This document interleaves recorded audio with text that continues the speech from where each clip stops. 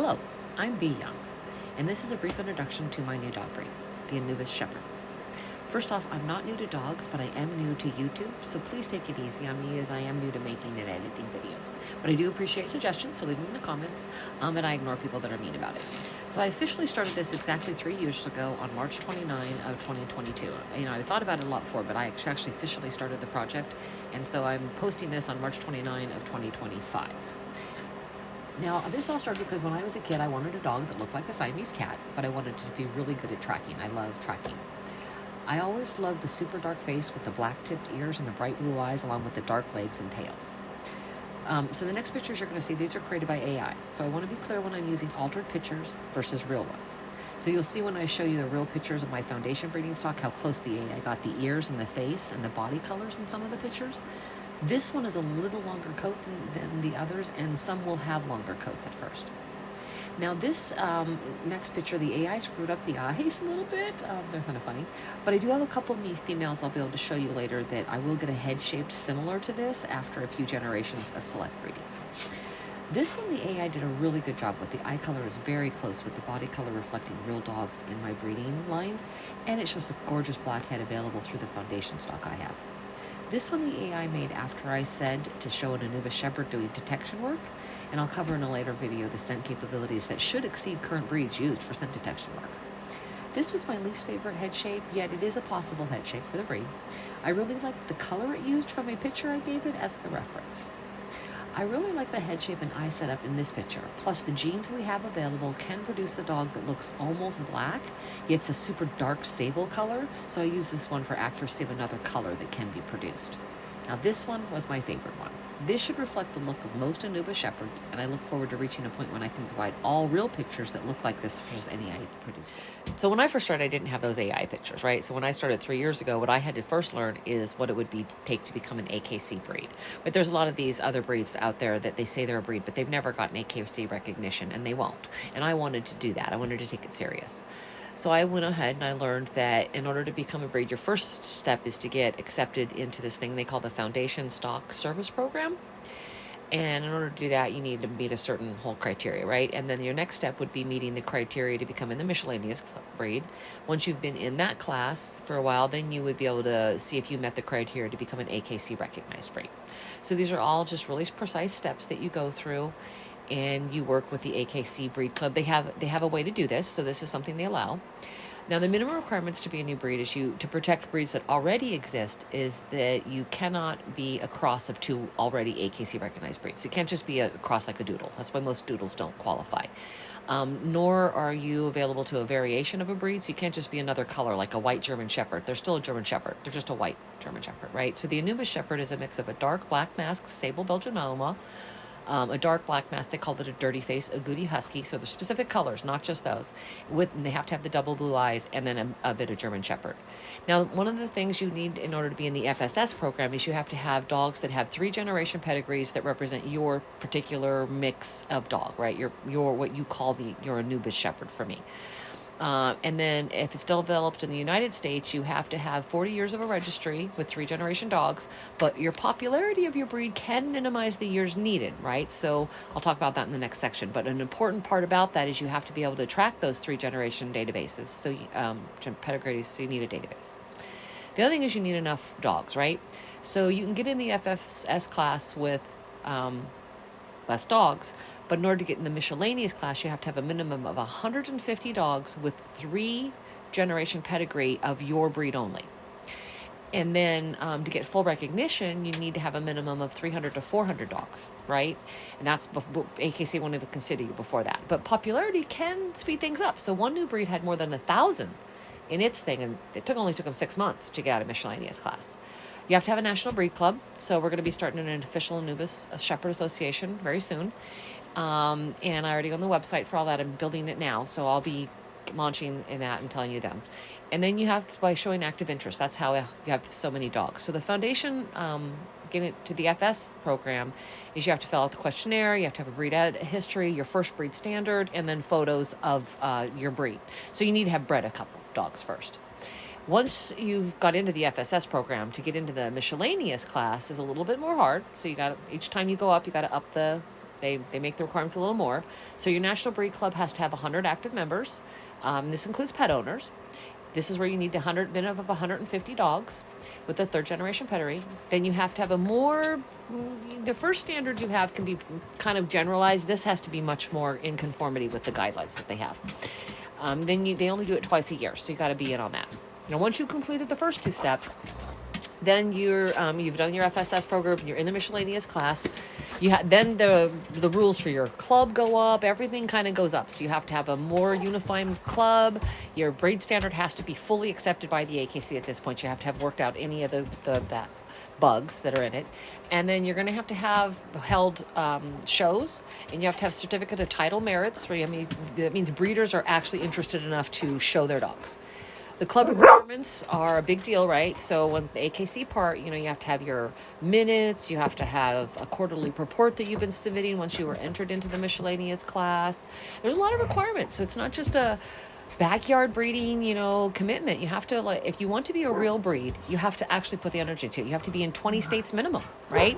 You have to have registered litters. So again, it's important of the database that I will show you about later on. So it's about how many states you're in, how many members you have, and how you can track that. And then you have to have title requirements. So there has to be things. So our dog's going to be tracking. There'll be a lot of ours will be tracking, but almost everything has what you call confirmation, right? What the dog looks like, if it looks like the way the breed is supposed to. So we'll have confirmation things, and you have to have judge education. No judge can tell whether your dog meets the standard or not if you haven't taught them how. So you have to have these judge classes, and then the AKC will put them in their canine college that they have. So again, there's all these things you'll be working with AKC the whole time. Once you've reached this point, you're working with them very closely. Your breed's going to have to conform, and you have to have a board of directors at this point for your association, your breed association, and they have to have approved that you want to become a member, right? So you have to have voted on. This means your club's fully established.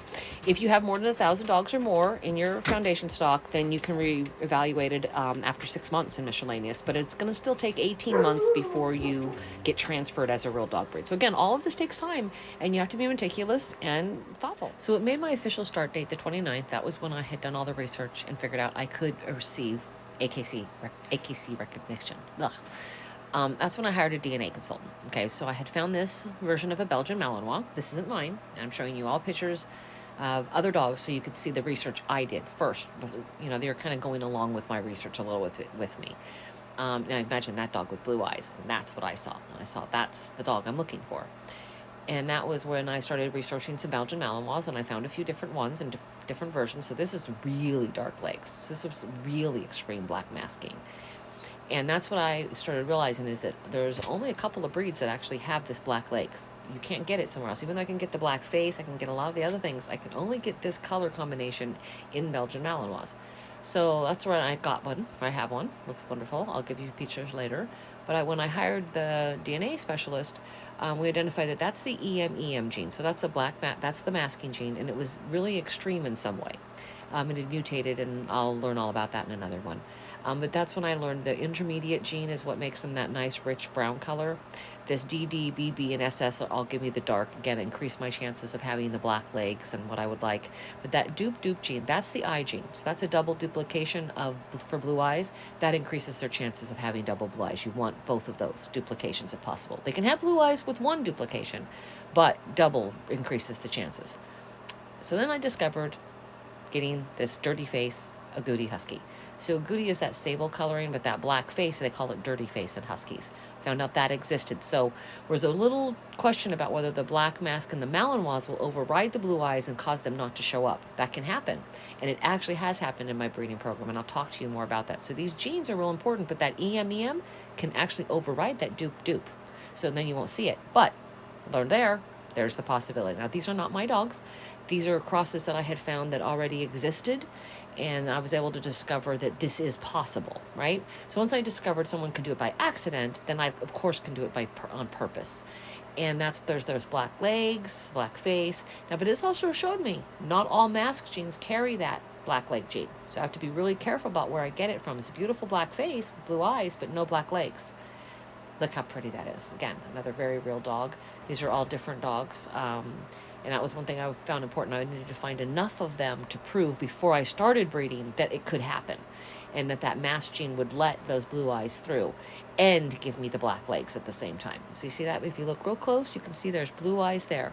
So that was proof of concept. I could actually do it. There it was in front of me. So by the 29th, I'd known all the AKC stuff, decided I was going to do a breed. By the middle of April, I'd actually hired a DNA consultant, gone over all that, kind of learned the DNA setup. And, I'll do future episodes because I don't want to make this too long, because I want to learn to be able to edit better. So I want better videos for you guys, so that this is hopefully nice and simple, but I'd like to be able to do something a little more exciting in the future. And I'll go over like the breed name, pedigree database, plus more, how to get the parent, the Anubis Association going, the website, the logo. I have to do a standard, bylaws, board selection. That'll be a different episode in itself. Getting people interested and ready to participate. So I'm going to need to find qualified breeders. That's why I'm doing this YouTube. So I'm hoping to meet people and have them interested in my breed, either as pet owners or to be a breeder. Then I'll go over all the DNA consulting and the testing. Oh, the testing was a nightmare. We had a total problem with a company. I'll go over that in a future episode. But what a nightmare. We had all kinds of tests that were wrong. So we'll put that, won't ruin the surprise there, but there's a lot, and feel free to comment anything you want to know about. But one of the main things we'll talk about is like this. So where did the breed name come from? So this is the Anubis Shepherd. Well, this is the god of Egypt, Anubis. You notice those big ears, those beautiful almond-shaped eyes, that fine head. That is what the name came from. So that was not too hard.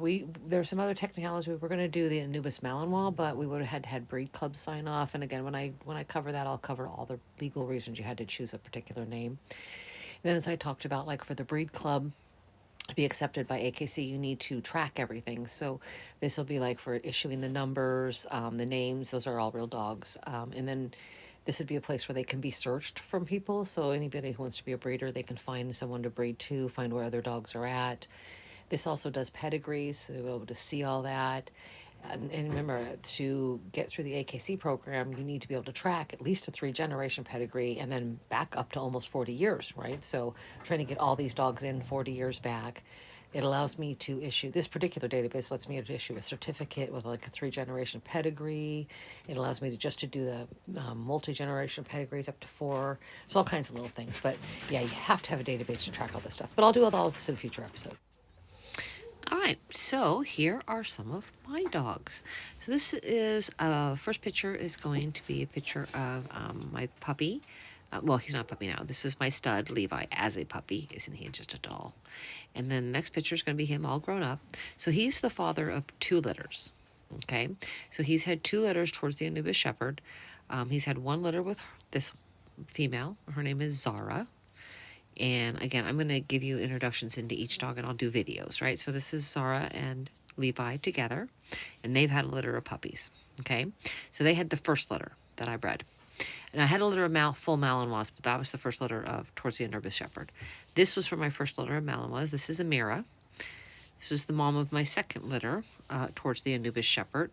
And this, she was bred with Levi, right? So them 2 together, aren't they gorgeous? So those 2 had a beautiful litter of puppies, and I will be providing some videos and pictures of those. It gives you hopefully something to look forward to and come back for.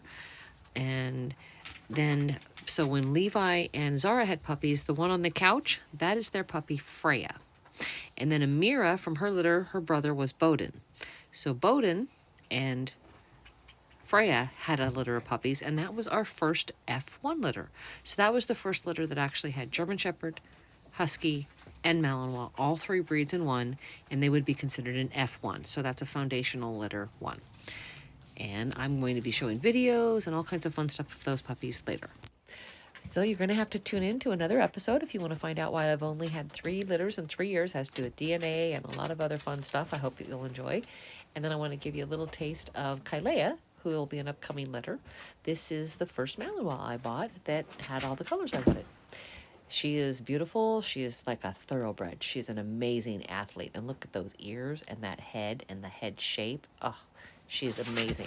She's going to have an amazing litter of puppies. And her puppies that will be coming up will be an F1 litter. So I have 3 F1 litters this year.